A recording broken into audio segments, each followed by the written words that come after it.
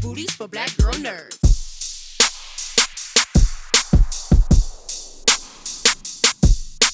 Thank you again for your time. I appreciate it. And it's great to be able to speak with you in a little bit more depth about your role. Before I spoke with you, I was talking to Branden, and he had high praise for you in that some of your days were so long since you, in essence, appear in virtually every scene in the entire series. As a not a newbie, but this being one of your first major undertakings, how did you push through? What were the days like, and what did you look within to help you power through? Yeah. Um, it was rigorous. It was difficult. There were so many days on set where I felt like I had no idea what I was doing. I questioned my place there. I was really insecure. I was just coming out of school, so I really wanted to prove myself and kind of pop out. And then, when you have those scenes or those days, because, you shoot back to back to back to back. So it's like when you have those days where you're like, oh, I didn't do the best that I could do, or I feel like I failed, it kind of falls into the next scene and then the next scene, and then you have a whole day of just being like, wow, that's like half an episode. So that was like it was a learning process for me. I didn't even know what filming was like, or the dynamic of standing on your mark to the camera. I was like learning on my feet. It was a lot. It was a lot. I think as I watched the show back, I can really see my progress and my maturity throughout the show as it goes on, as a person and literally as an actor. Like, I feel like I've grown up on the show, which is a really beautiful thing. And at the same time, it's God, it was really emotional at the time. I was like crying a lot, but it was a joy too, because I had this beautiful creative team who was holding me up and supporting me in my stepping into my professional career. Mhm. I like the way you say that about, making this debut in the series and wanting to pop out. But so much of the essence of Dana is her ability to walk this fine line between maintaining a lot of self-poise because Yeah, she is a woman from a modern era stepping back into this antebellum period and not letting the emotions overwhelm her because exactly. she's so focused on the task at hand. Yeah. So, how did you, in your self set and experience, because it doesn't appear that way on screen, how Oh. did you figure out what the line was you wanted to tread between those two emotions? Oh God, it was kind of the same as the character of just being like, okay, this is how I would feel if I was in that time, if I was home in 2016, and this is what I'm experiencing in the 1800s, and the push and pull, the psychological confusion and the emotional confusion of being angry and not being able to express it. It was God, as an actor, it felt the same way that it looks for Dana. It was a lot of just like, what can I express and what can I not express? Who can I look in the eye and who can I not look in the eye? It was a lot of questions, really. It just became a series of questions. Mhm. The cast that's surrounding you, like yourself, is immensely talented, Yes. and you all had to, spend a lot of time with each other because the subject matter is very serious. There's a lot of dark places that are explored, real places that existed. What did you all do with each other to make sure your mental health was in check? Because some actors are method and they live and breathe in it. Some can detach easily. Were there things that you all did collectively just to keep that energy and that vibe cohesive? Yeah, that's a great question.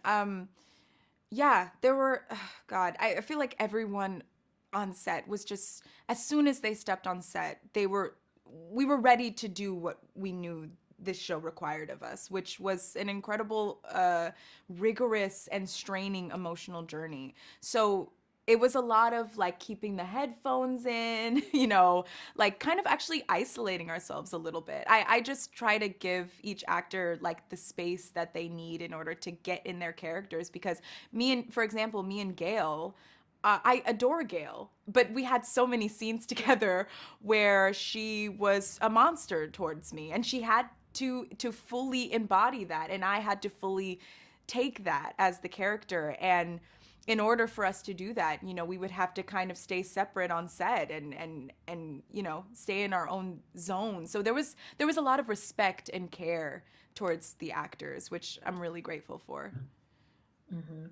Talking to Branden earlier, he talked about audience maturity because some of the discussion that I see amongst fans of the sci-fi genre bending type of projects are, oh, I wish we would see this sooner. There's so much trauma porn. There's so many things like that that exist out there. What do Mm-hmm. you think makes Kindred different from those other projects that we have seen that really makes it very special?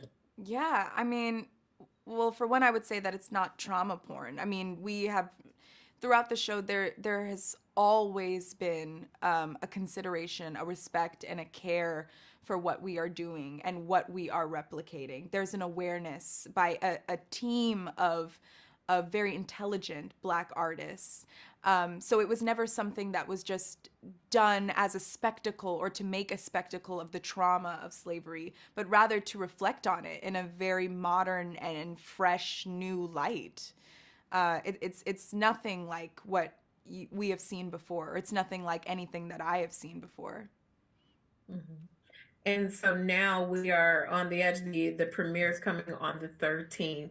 As you sit and wait these, let's see, one more week. We have 1 week left Uh, before the global audience gets to see it. What are you reflecting on? What type of conversations do you hope will come out of the project? Oh, I just hope conversations come out of the project. It doesn't matter really what it is. I know that people will be angry. I know that people will be excited. I know that people might love it. Some people might hate it. But I think that that's probably good. I think that's what Octavia Butler kind of wanted. She was a revolutionary. Her work was revolutionary. It wasn't meant to just be watched and liked by all, or read and liked by all. It was meant to be experienced and digested and processed. And if that can happen, if that can spark audiences to do that, then I think that we have succeeded. Awesome. I agree. Well, I thank you for your time again. Have a wonderful premiere. Thank you. Enjoy the ride, and Uh, I'm excited to see the conversations. Thank Thank you you so again. much. Have a good one. Thank you too. Thank you guys for your time once again. It's a pleasure to be able to speak in more depth with all of you today. Good to Yeah, see we're you. excited. I appreciate it. Beginning with you, Sheria, I wanted to talk about how the series leans into trauma from a more modern perspective. There's always a discussion that there are stories out there that lean heavily into that and why there's a need to expand beyond that, but this tackles it in a new and unusual way. What are your thoughts on how the series leans into the trauma perspective and what differentiates it from other things that we may have seen? Well, I'll speak from the lens of my character, Olivia. I play Dana's mother, her long lost mother. And so tackling this sort of intergenerational trauma is so important throughout Kindred. Dana thinks that she's an orphan. And everything that she's had to go through to be her own woman, and then me feeling like I'm a motherless child. No, a childless mother. But me feeling that way and us having to come together to reconcile years of being apart, whatever that looks like. So to me, that it calls into question, how do we deal with family? Who is our family? And how do we address the trauma, the everyday trauma that we go through with people who we call kin? Absolutely. Austin, over to you. It's not lost on me that the show is very centered on Black women and Black women's strength, but with Austin, he brings a new sort of depth of a willingness to let women lead and to teach him and help them all get to the destination that they want to get to by the end of the season. So when you read about your character, Luke, what did you think was the best quality he had to help aid these women get to the goal they're trying to reach at the end of the season? That's a great question. I think what I hope audiences will feel or will gather from Luke is that he really is about his people. He's in a very difficult position in many ways on this plantation, but he really does have a heart for his community. And so I think it feels only natural to him to aid Olivia and Dana. I think there is also a recognition on his part that they have something they could probably teach him. And so I think he understands that they are from a world he doesn't know, but they possess a freedom and a sort of liberation that he aspires to. And so I think he recognizes that they can teach him some things, and so he's willing to help. Mm-hmm. This collective of people, although it's set in that antebellum period, well, it flashes into the antebellum period, a lot of the tropes that we're used to seeing just aren't there. You see a community of Black people who are working together. And even though there are some differences on how that working together will go, it still moves, the machine still moves. Sophina, over to you for Sarah. Sarah presents an interesting dynamic because there has to be at least some type of contrarian voice to all of these things that are happening. When you read your character and saw that aspect to her personality, did it conjure any feelings into you positively or negatively? Because it creates a tension that we need as the audience. Absolutely. And you are bringing the fire today, by the way. Yes, Thank a you. great question. So great. No, absolutely. And yes, the thing is, for Sarah, like what I was always wrestling with was the weight of freedom, the cost of freedom. And I had seen people run. I'd seen what that had, gotten them. And I knew for myself and from my family, that was not what I want. That was not for us. And so what I am trying to do is work within the system, first of all, to survive, to have my children survive, and to have as much control as I possibly can. And I'm trying to work within the parameters that I've been given to actually align myself with who I think is going to further my absolute super objective of making sure that my children are free. It's not even so much about me, but that my children are free. And if I feel that alignment needs to happen with my community, and if that's the strongest way that I am going to, then absolutely, I will do that. But if my alignment is going to be stronger and will fulfill that goal more so with the master and with the white people on the plantation, from Sarah's perspective, the ends justify the means. And at the end of the day, I'm like, whatever needs to happen to whoever it needs to happen to, as long as my babies are free, I'm willing to go there. And that's it at the end of the day. I listened to, I thought about my own, what I would think if I was in that position as part of the antebellum side of the story, and this person, mythical, magical, just appeared, how I would react to that. It's easy to sit back and go, well, I'm trying to go with her because that's easy, but you never consider who's left behind, how it affects them, and how it makes their situation that much more dangerous and survival that much more difficult. So I like that the series raises that question, that even though freedom is the goal, what do you leave behind? And how does it affect the people? What is the cost to the people? So I will go back over to you, Sheria, as you have now spent time with these very talented artisans filming this series, diving deep into some very heavy source material. When you look at Austin, who's next to you, and his performance, what were some of the favorite things about his performances that you enjoyed? Let me give you your flowers. Okay. Austin is watching him on screen, behind screen, working with him personally is really magic. It feels honest. It's always honest. I know that he works so hard to create a real human, not just a character, but a real human being. And I feel from him, I feel from Luke, his aspiration, his desire for greater. So it was really lovely to work with a person who wanted to honor enslaved people in the way of creating a real human being. Oh, they're giving me the rap. Just real quick, and also for Sophina. Yeah. Your favorite this year about Sophina's performance. Sorry. Oh, I love working with Sophina. We have a lovely little tight scene. You know, Sophina's character and Olivia were not the best of friends, but I felt that same thing about her wanting freedom for her children. I felt it every time we were in a scene together. That need, it drove all of her choices in such a really lovely way that was clear and enabled me to do my job better.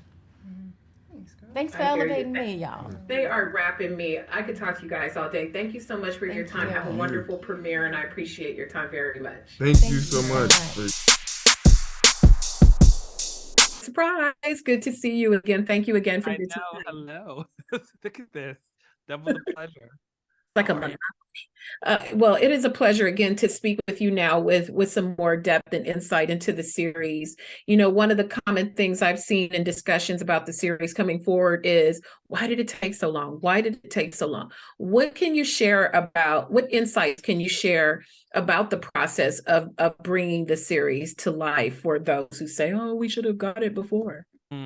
Well, I'll be honest. I think the big mistake people made for a very long time was trying to make it a movie, because I think that this book has been under option since it was published in 1979, and they could not figure it out. And it's funny, there's a really important American playwright named Lynn Nottage who I ran into, and was like, one of my first jobs out of grad school was trying to make Kindred into a movie. It did not happen. So I feel like in some ways it was waiting for the perfect form in which to kind of express itself, and that form was about the maturity of television and the ability for TV to kind of take the leap that it did to tell stories like this with a sense of complexity and sophistication ultimately. And honestly, I think I think we began working with FX in 2016 on this, and part of what took so long was that the world needed to kind of catch up to the conversations. I think in some ways we had to go through the 2016 election and the years that followed to really all wake up communally to the idea that there's real unresolved things in this culture that need to be outed and talked about, and that Octavia Butler I think it's no surprise that this is the same period in time in which she mainstreamed as a kind of visionary thinker and artist, I like how you say that, the maturity of television, because there have been like offerings like The Purge and things like that, where we discuss humanity's misbehavior in general, but not specifically as it relates to race relations and our dirty past. So with adapting a book like this for the screen, what were some of the challenges into really making it live? Because a reader can intonate in their own way what she means, put their own perspective and lens on it. So how do you marry those concepts in a way that it'll appeal to a wide range of people? Yeah, I think it becomes about really trying to breathe life into the specificity of the time period. I mean, we had some incredibly talented designers who did, ungodly amounts of research to make sure that everything represented on the screen was as close to period accurate as possible. And I know the actors themselves immersed themselves in the time period and researching and thinking through their characters, because ultimately you want to just create something that feels genuine and authentic to the experience, and the way that Dana herself is encountering an authenticity that surprised her, that she hadn't expected ultimately. And I would say too that, it's ultimately about, relationships, just realistic relationships, as being the constant, mothers were mothers and sons were sons and daughters were daughters in 1810 in the same way that they still are now, right? And trying to find those ways in which they resonate against each other, as part of the game of the show. For sure. The one of the terms that I hear a lot for the series and the novel is genre bending. And in recent years, there's been a term that's evolved called trauma porn. And with this series, it does lean heavily into our antebellum past, but it is the point of the novel. The novel was written in the late 70s, as you mentioned. What type of stock did you take with your performers to make sure they felt safe, they were able to unplug? You know, some performers live in method and it transforms them, but what type of checks and balances that did you create on your sets to make them all feel secure? Well, in addition to what have become kind of routine and necessary elements now, like intimacy choreographers or like historical consultants, or kind of allowing any sort of mental health resources to be readily available to anyone who needs them, I think that, you know, you just have to create a culture of respect for the time period and an understanding about what's at stake in this kind of storytelling. I think also this was an exceptionally talented cast of actors. I mean, without a doubt, I think this is like one of the most talented ensembles you're going to find right now. And I think they wound up really enjoying the work of acting with each other. And I think that also led to them being able to take care of each other when those cameras went off too. And that's really the only way you kind of get through this stuff, is some sense of community forming around the work that you're making. Last night I had the chance to talk to Mallory and to young David. Oh my gosh. And the two of them were so fun to me. David, because he's so youthful, and I love child performers. They're fascinating to me. Yes. They make me feel like I'm failing as a parent. And then Mallory, with her joyous spirit, she talked about being the least experienced person on this set and being thrust into this major role. Speak about your experiences with those two performers specifically. Oh my gosh. I mean, the thing about both of them is that they're kind of old souls deep down, you know, and they both contain like a shocking amount of wisdom. I don't know if you actually spoke to David, but he sometimes will open his mouth and say the stuff where you're like, who are you? Like, where did that actually come from? Like, I mean, he is not your average child actor. I mean, he's an incredibly thoughtful kid. And he, you know, we worry all the time in this situation where you bring kids into this kind of material. You know, do they have the resources at home? Do they have the kind of, you know, intellectual sophistication to truly grasp what's at stake in this kind of storytelling? And this kid like got it. He understood what we were up to from day one, and he is like one of our biggest proselytizers. You should like Google him talking. It's kind of crazy.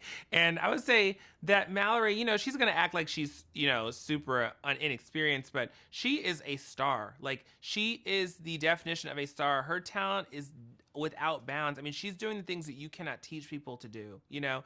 And I think it's hard for people who don't work in television or don't work in sort of acting to really grasp what she had to do, like for her second job out of school, essentially. But she's in almost every scene of this show. That means she was working every day. Sometimes she was on set for 14, 15, 16 hours at a time, and she didn't even understand how hard she was working and how good she was. But that's just to me, the mark of real talent. You know, she's humble. She's like you said, she's just a pure spirit, you know, and she brought so much sensitivity and sophistication to this part. It was like the show is like 1,000 times richer because of her being involved. So I feel very lucky as a creator to have had the opportunity to work with her so early in what is obviously going to be a ginormous career. You know, she's extraordinary.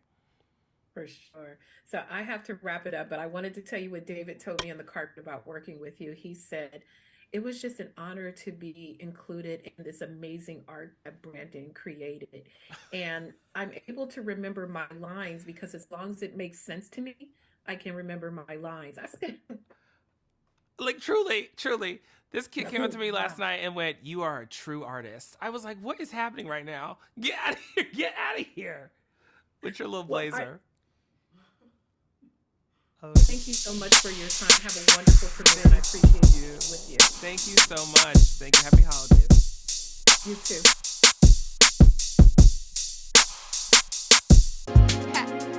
Better shake your booties for black girl nerds. Better shake your booties for black girl nerds.